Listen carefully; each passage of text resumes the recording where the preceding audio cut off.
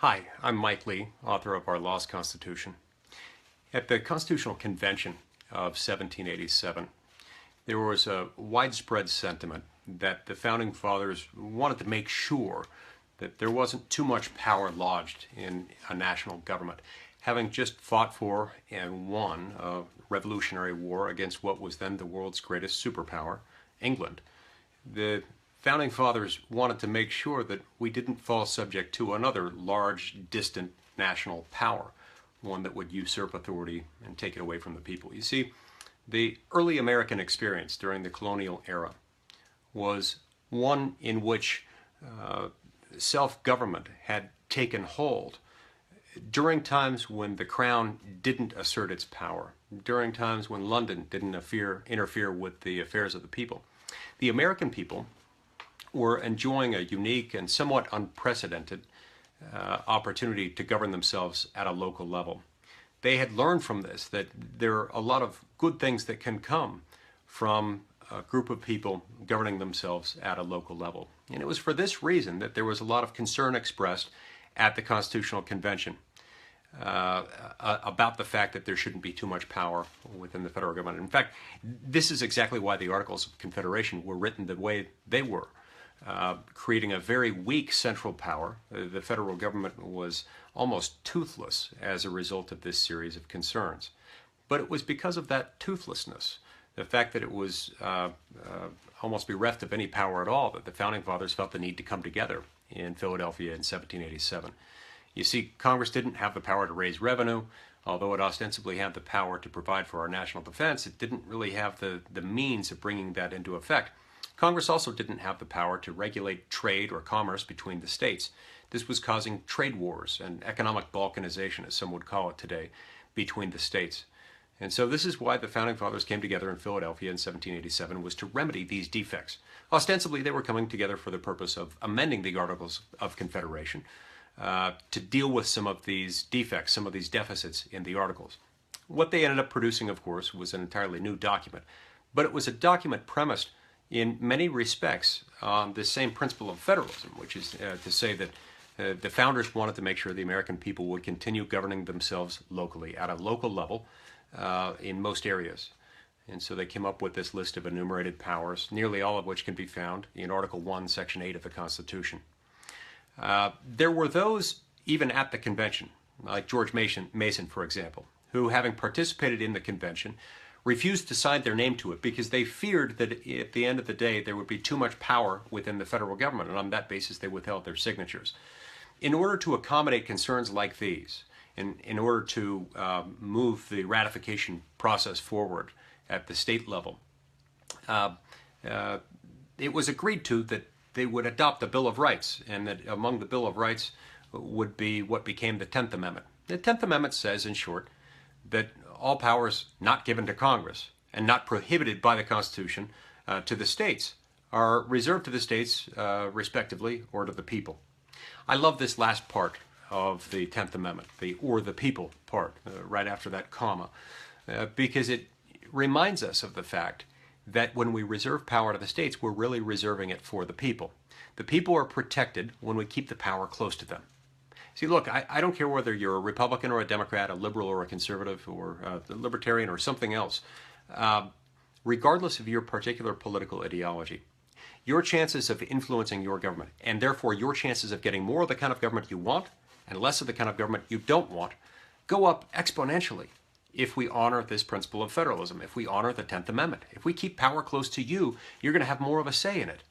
And so if you live in Vermont, you want a single-payer healthcare system, you'd have a much greater chance of achieving that if you didn't have the federal government so heavily involved in so many aspects of our lives, including everything from healthcare to how food labels are put together and everything else in between.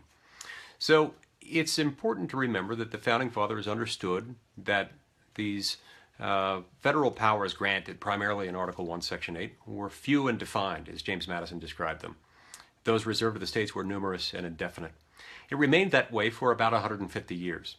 Routinely during that first 150 years under the Constitution, you would have members of Congress opposing and presidents vetoing legislation on grounds that They didn't believe that a particular bill fit within the power granted to Congress under the Constitution. For example, President Andrew Jackson famously vetoed the Maysville Road appropriation. There was this bill that went through Congress that was wildly popular that provided for the construction of a road that started and ended entirely within a particular state. And he believed that that wasn't covered under any of the enumerated powers in Article 1, Section 8. That it wasn't interstate commerce, it wasn't commerce, and it wasn't interstate. And he believed that because it was outside of Congress's power, that he should veto it. Other presidents did similar things in other circumstances, and you had in both the Congress and in the White House people who were willing independently to enforce the 10th Amendment, to stand up for it. And this remained viable. This worked really well, like I say, for about 150 years, in large measure because those working within the political branches, presidents and senators and members of the House of Representatives, just agreed that this was the case. And they agreed that the powers enumerated in the Constitution granted to Congress were limited, that they had limits on them. If you think about the 10th Amendment and the fact that it says anything not given to Congress is reserved to the states or to the people, what that really means, what that really tells us is that if any power given to Congress or the powers examined collectively are unlimited, to whatever degree they're unlimited, that means the 10th Amendment means almost nothing. It can't mean nothing. It shouldn't mean nothing. And yet that is what it has come to mean. As I explained in our lost Constitution, there was a moment on April 12, 1937, when the Supreme Court decided to amend the Constitution without going through the amendment process, by reinterpreting the Commerce Clause, Clause 3 of Article 1, Section 8, to say that Congress could regulate not only commerce or trade between the states, meaning channels or instrumentalities of interstate commerce, interstate commercial transactions, and so forth, not just goods moving in commerce, but anything that has a substantial effect on interstate commerce. Once that was the case, Congress's power to regulate was virtually limitless. And over the last almost 80 years since the Supreme Court decided that case on April 12, 1937, it was called NLRB versus Jones and Laughlin Steel, the Supreme Court has on only 3 occasions identified an act of Congress that fell outside of Congress's Commerce Clause authority. One was in a case called the United States versus Lopez in 1994, in which the Supreme Court invalidated provisions of the Gun-Free School Zones Act, which the court concluded in essence that the mere possession of a gun in a particular designated area without any other fact, without the person moving in interstate commerce or anything else, that by itself was not enough to trigger the Commerce Clause authority.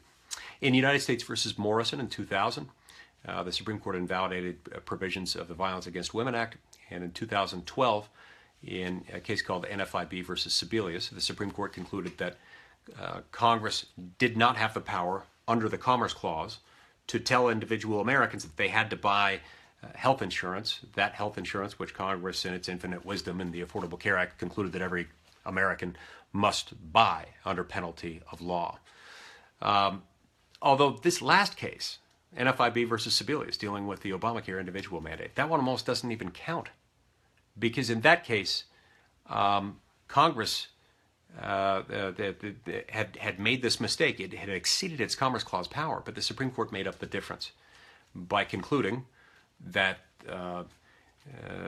Congress had acted validly pursuant to its power to impose and collect tax revenue.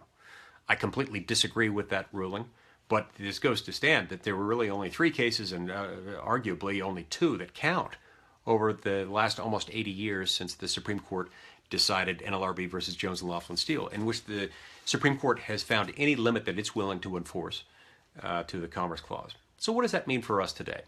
Well, we do have some bad Supreme Court precedent. I believe that it's going to be very difficult to undo that. I believe the answer to restoring the 10th Amendment necessarily lies in the political branches of government, meaning Congress and the White House. If we want to restore those things, we've got to do a better job of electing only those people to federal office who believe that there are limits to federal power. In our law's Constitution, I go through a series of questions that you as a voter can ask to candidates running for federal office and that you should ask to find out where they stand, whether or not they acknowledge limits on federal power. I'd give you some suggestions about how you can interact with your public officials, and I also tell a number of stories that help explain what happened to the 10th Amendment and why it's been neglected. If you haven't read our law's Constitution yet, I'd encourage you to do so. You can borrow it from a friend, you can check it out from a library, or if worse comes to worse, you can even buy it. It's available on hardcover, paperback, and also in ebook form. You can buy it on Amazon and Barnes & Noble. Anyway, look, I believe that federalism can be restored, but I believe it also has to be restored. We, the people, have to force the issue. The Supreme Court's not going to do it for us. The Supreme Court is set up in such a way that it moves very slowly. It's very reluctant to revisit its own precedents. And as a result of that, it's got to be Congress that pushes this forward. It's got to be Congress, having created the legislation in the first place, starting back in the 1930s, that pushed the envelope, that put the Supreme Court in a position in which the court regrettably chose to step aside on this issue. It's got to be Congress that restores the 10th Amendment. The only way we can do that is by electing senators and members of the U.S. House of Representatives who are willing to acknowledge that some limit exists on federal power. That, among other things, there are limits to the Commerce Clause, and that it's got to mean something other than anything that substantially affects interstate commerce. I mean, look, if Congress can regulate anything that in turn substantially affects interstate commerce, there's almost no aspect of human existence that can't be regulated by Congress. That hardly describes a government that has powers that are few and defined, as James Madison explained in Federalist 45. But we've got to reintroduce this principle to the American people. This was a principle that was well known during the founding generation, and it was widely understood and accepted for the first 150 years of our republic. Over the last 75 or 80 years, it's almost as though this principle has been neglected. Increasingly, these concepts are not being taught in schools. And meanwhile, we've got a federal government that's out of control. It messes up most things it touches. It's accumulated nearly $20 trillion in debt, and it's still going strong, still accumulating more. And it's imposing about $2 trillion in regulatory compliance costs on the American economy a year. Its tax code is punitive. It punishes people for getting married, for having children. It punishes people for doing business in the United States of America. All this is made worse by the fact that our federal government is simply involved in too many things. It's making too many decisions, trying to please too many people. In the end, it's not really pleasing anyone, because those who want more government and bigger government still feel like it's not doing enough. Those who want a more limited government are of course, very displeased. We could all get, I believe, much more of what we want in government and much less of what we don't want in government if we simply restored the 10th Amendment, restored the principle that the powers of Congress are few and defined. And that has to start in many respects with a new understanding of what Congress's power under the Commerce Clause means. It can't mean that Congress can regulate any and every activity that substantially affects interstate commerce. It's got to be something more limited than that. I explained that in the book, and I would encourage each of you to pick up a copy and let me know what you think about it. Thanks so much. May God bless the United States of America.